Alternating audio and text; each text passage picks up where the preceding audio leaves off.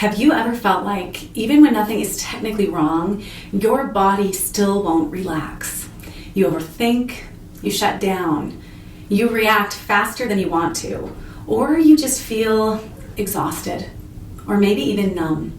And part of you wonders, why am I like this?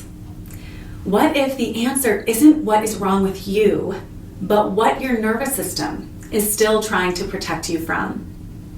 I work with clients every single day who've been normalizing these kinds of symptoms for years, or simply labeling them all under a kind of generic umbrella, like that's my anxiety, or that's just how I am. Sometimes we even frame this kind of stuff spiritually, like I just need to endure to the end. Well, today I want to walk you through 5 signs that your nervous system may be stuck in survival mode, and how understanding this crucial missing piece can set you on a new trajectory, a trajectory toward healing and growth that can wake up your life right now and help you create a future you may have been afraid to even dream of. While missing this piece can keep people stuck on a trajectory of symptom management, feeling victimized and dissatisfied for an entire lifetime.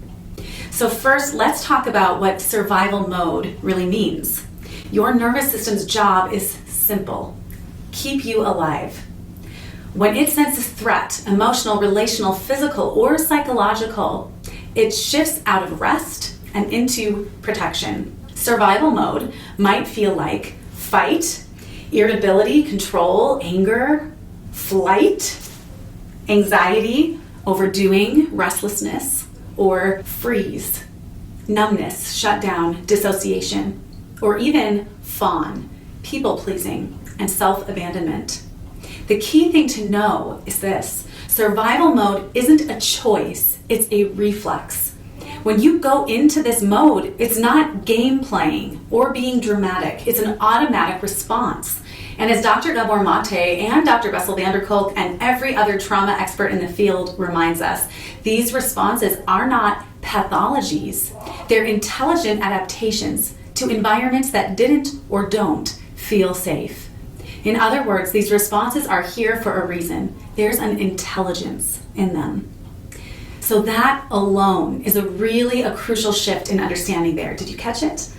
If your nervous system learned to step in to keep you safe, then the problem isn't your nervous system, it's the circumstances, beliefs, experiences, or behaviors behind that reaction that you somehow, somewhere internalized as unsafe that are the problem. And that's where we need to focus, and mindfulness helps us do that.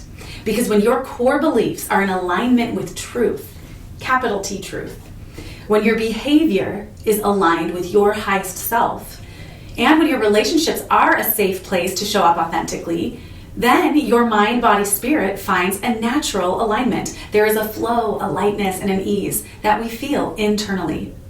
When we don't feel that interconnection and alignment, it doesn't mean that we're broken or bad.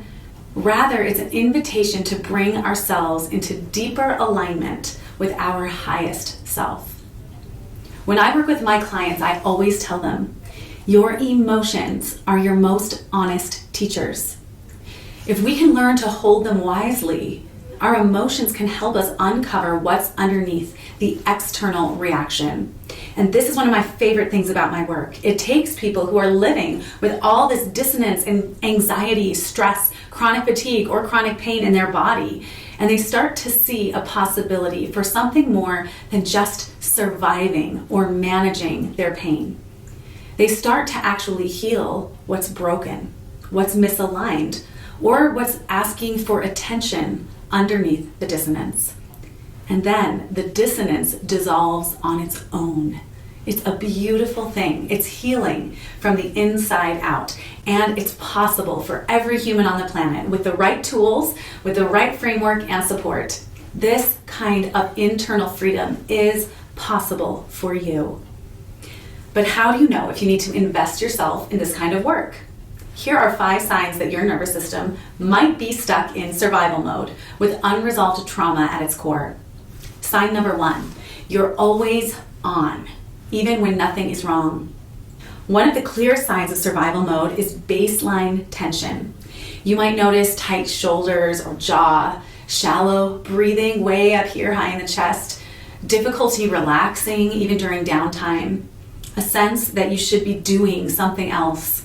Eckhart Tolle, one of my favorite spiritual teachers, talks about the background static of anxiety, fear, and discontent that is basically considered normal or baseline for most humans. It's like your body is always on high alert and your mind is always looking for a distraction or escape from the moment that it's in. Your body hasn't learned that now is different from then. Or maybe, and often even, you haven't really done the work to establish true safety on a deep level. In relationship, maybe surface issues have been resolved, but the deeper issues are still there, untouched underneath. You can't lie to your nervous system. A part of you knows you're not safe yet, and you won't feel safe, and you shouldn't really feel safe until you learn how to establish true safety inside yourself. On a deeper level, that's what your nervous system is here to help you do. Sign number 2, you overthink everything, but you struggle to feel present. When the nervous system is in survival, the mind often takes over. You might analyze conversations endlessly, replay interactions, anticipate worst-case scenarios, live mostly in your head. Thinking becomes a form of protection, but presence, the ability to feel grounded in your body and in the moment, gets lost. As Eckhart Tolle again teaches, when we're identified with thought, we lose contact with the now. And the body pays the price. And so do your relationships with others. Rumination, that overthinking, can become like an addiction, a coping response that is so automatic we lose the ability to choose. One of my favorite stories I've heard Eckhart Tolle share in his teachings is that he was at some party in Los Angeles with big celebrities, and one very important person asked Eckhart what his biggest accomplishment was. And Eckhart has done a whole series of interviews with Oprah. He sold millions of copies of his books. He runs successful courses and conferences. And he said he thought for a bit and then answered, "My biggest accomplishment is that I don't have to think if I don't want to." What an answer. And what a truly extraordinary skill to develop as a human. It's a skill that we're all capable of, but it requires practice, training, support, and effort. And investing in this skill, to not have to think unless you want to, will impact every aspect of your life. Sign number 3, you're hypersensitive to relationships or conflict. Survival mode often shows up most clearly in relationships. You might take things personally very quickly, feel easily rejected or criticized, go into people-pleasing or withdrawal, feel unsafe expressing your needs. Your nervous system is scanning for danger, not connection. And until safety is restored internally, relationships can feel exhausting, even with people you love. And the solution to this isn't cut and dried. There might be work you need to do to resolve old traumas that you're still unconsciously reacting to. That's your work. There might be work you need to do to create safety in your present relationship through boundaries of some sort. Again, this is your work, even though that's interpersonal. One thing I always want my clients to understand, you can't expect your nervous system to feel safe with someone who isn't safe for you. Your nervous system isn't the problem, it's the messenger. And whether the unsafety you feel is because your relationship is unhealthy or because you haven't developed the skills to use your own voice and advocate for yourself, it's worth your time to investigate if you find yourself hypersensitive to relationships or conflict. Sign number 4, you're exhausted, but you cannot truly rest.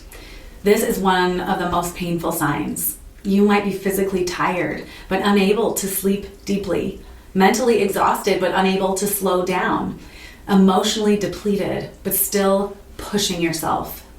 This isn't laziness, it's burnout at the nervous system level. Your system has been working overtime to protect you, and it hasn't learned how to stand down yet. And when I work with people, this often takes some time to peel back and understand, because at the surface level, life might even look fine. I can't tell you how many times I hear people say something to the effect of, I don't even know why I'm bothered by this. Or nothing really happened to me, but I'm just not happy. And I want to say that you can trust that if your body is screaming at you, if it won't let you rest, if it can't calm down, there is some kind of disconnect or limiting belief or protector part inside of you that has stepped in and is running the show because it believes it has to keep you safe. And it takes a real investment of time, effort, and energy to create the safety inside yourself that these deeper truths, these deeper wounds will allow themselves to be seen, even by yourself. Sign number 5, that your nervous system might be stuck in survival mode. You're human, and you don't have tools or a framework in place to help you navigate your inner world. Okay, here let me tell you about Bill. Bill is one of my longtime clients. He is a family doctor and he owns several clinics where he's helping people on a daily basis navigate their well-being from a medical standpoint.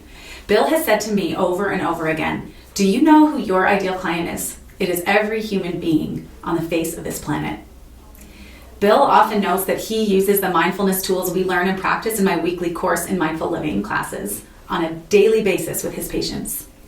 If you're human, and you don't have tools or skills that are helping you navigate the mental and emotional side of your life, your nervous system is almost certainly stuck in survival mode in some way. And you're reacting unconsciously to the daily events happening in your life in ways that are connected to unresolved traumas or past relationships and events that don't even occur to you. The kind of mindfulness work I do isn't for broken people or messed up people. It's for human people. And no matter how educated you are, how successful you are, how good looking you are, how cool you are, nobody is above the human condition. And that's really what we're talking about in this space. The important reframe today is that survival mode is not the enemy. And here's the most important thing I want you to hear. Your nervous system isn't broken. It's doing exactly what it learned to do. You're not crazy. Your body is giving you important information when it gets triggered about what feels misaligned, about what is misaligned. And if you pay attention to it and ask it to teach you with loving curiosity, your triggers and discomforts can actually lead you back to the parts of your life and your deeper self that are ready to heal, that are ready to transform and grow. Survival mode means that you adapted, you coped, you made it through something hard. There is no shame in surviving. But if and when you're ready to do more than survive, you've got to invest yourself in a healing way, which happens slowly, relationally, and with a lot of compassion. If you recognize yourself in these signs, nothing has gone wrong. Your system has just been living in protection for a long time. Sometimes those signs get louder and more insistent as a sign that we're ready to heal, we're ready to change. And with the right support, presence, pacing, and embodied practices, your body, mind, and spirit can learn to rest again, centered, clear, and grounded. This is what my work is all about. I run a year-round framework called A Course in Mindful Living that gives people the baby step, 1 week at a time skills, structure, and consistent accountability and feedback to actually implement a more mindful, awakened lifestyle. And over time, heal all of those old wounds that keep poking their head back up to the surface. You can learn more about this game-changing resource at beckymoller.com. If today's message resonated, you might also appreciate my video on how to sit with emotional pain without getting stuck. I'll link that below.